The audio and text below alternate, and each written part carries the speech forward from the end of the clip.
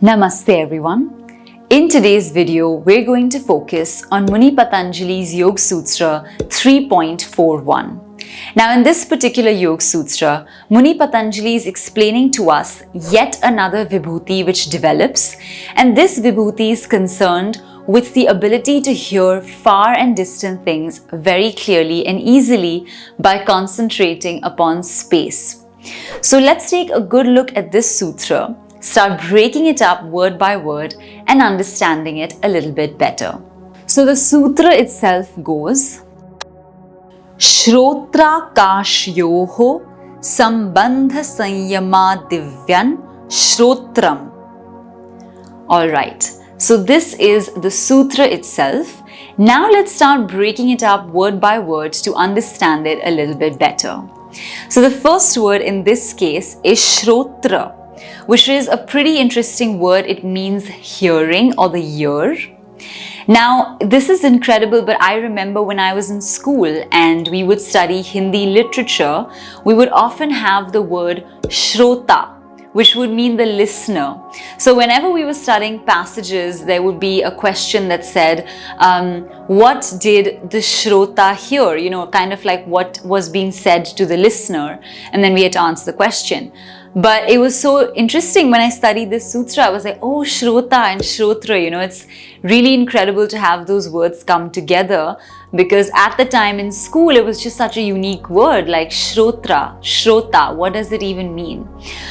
So exactly that in this case, the Shrotra means the ear or the hearing ability. Then coming to the next word, we have Akash, which refers to space. Alright, and it definitely refers to space where air is present so that the sound waves can be carried on.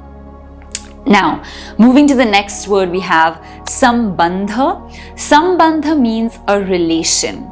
So we're going to understand a particular relation. So it's saying Sambandha. And then the next word is Sayam. Now, Sayam we've been hearing throughout all the sutras. Sayam essentially refers to Dharana, Dhyan and Samadhi, and basically the coming together of the three of them. Then the next word over here is Divyam. So Divyam refers to something that is divine in essence or with a really divine quality. So that's Divyam. And then the last word is Shrotram. So this refers to the, again, hearing and listening of the listener. All right, so these are all the words. Now let's take a good look at what this sutra means and then understand it even further.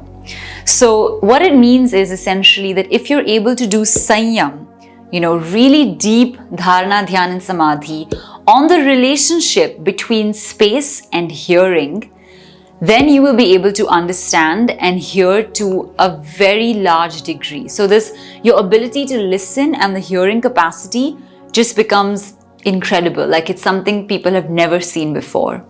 So this happens and it kind of feels like a miracle, like miraculous powers of hearing. But it happens because you were able to understand the relationship between air that's carrying the sound waves to you, as well as the process of hearing itself. So this is the short meaning of the sutra, but now let's go even deeper and start understanding how to unravel the sutra and what it's actually trying to say. Alright, so pretty interesting sutra right here. The most important point to remember in this case is that the ability to even understand Akash or to understand the listening process takes a lot of practice and time. So when we meditate on these two elements, we begin to realize that yes, the only way we're able to hear something is because the medium of Akash is carrying those sound waves towards us. If that medium didn't exist, we may not have been able to hear anything like that. Now, very important point to remember is this is different from Sutra 3.36. In Sutra 3.36, we were introduced to the superhuman qualities of the senses, but we understood that that happens because of the direct perception of the chitta. So in a way, it's not the hearing quality in that previous sutra that became miraculous. it was the ability of the chitta that became miraculous, which made it seem like hearing had become superhuman. But in this case, we're saying that the faculty of hearing itself, so the sense organ itself, becomes fantastic. Like, wow, the fact that it has the ability to do that, that's like, so it's really incredible how the hearing ability develops in the ear itself through meditating and understanding the Sayam on the relationship between Akash and hearing. Now, once this begins to happen in the initial stages, the yoga sadhak is able to listen and pay attention to things that might be really far away, that are usually inaudible and out of human hearing range. But because now they're so in sync with the medium that carries sound itself, therefore they're able to tap into any such sound that they wish to, or that sometimes they don't even wish to, but that just comes and enters into their ears because they're so connected with Akash. There are people whom you will know who have like incredible abilities to listen, right? It's like something is happening 2-3 blocks away and they're telling you here that, oh, I heard that. Sometimes we know people who are sitting at home, but they can hear people walking up and down the steps in the stairway, right? So there are people who are able to do that, and that might just be like a very highly developed quality. But we're talking better than that. We're talking fantastic, like down the lane, out the road, far away, but still able to hear it. It's almost unimaginable in that sense, which is why it seems miraculous. But a yoga sadhak who may want to develop such an ability is actually able to do so, and is actually able to use it to his or her advantage, especially for universal welfare if needed. So this happens through studying and understanding the relationship between Akash and the process of hearing. Alright? Now, of course, we have to be mindful that we should not think selfishly about, developing the sense because we want to hear something or because we want to hear some kind of gossip or anything. It's not for that, right?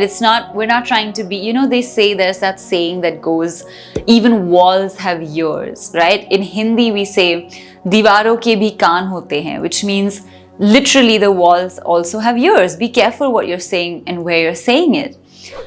But I think in this case, if a yoga sadhak chooses to develop this ability, it is not to spy or to hear something they shouldn't have. It doesn't have that kind of an intention. It is only in case this is required, or it's just, to know that this is possible, use it if needed and keep moving forward.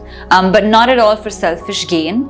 I feel like I'm saying this in every video, but it's not for selfish gain. It's only for certain specific purposes that might be needed. Alright, so I will leave you with that thought about this particular sutra, but I hope that you found this video helpful, enjoyable. If you have, please don't forget to leave your thoughts in the comment section below. Let us know what you think.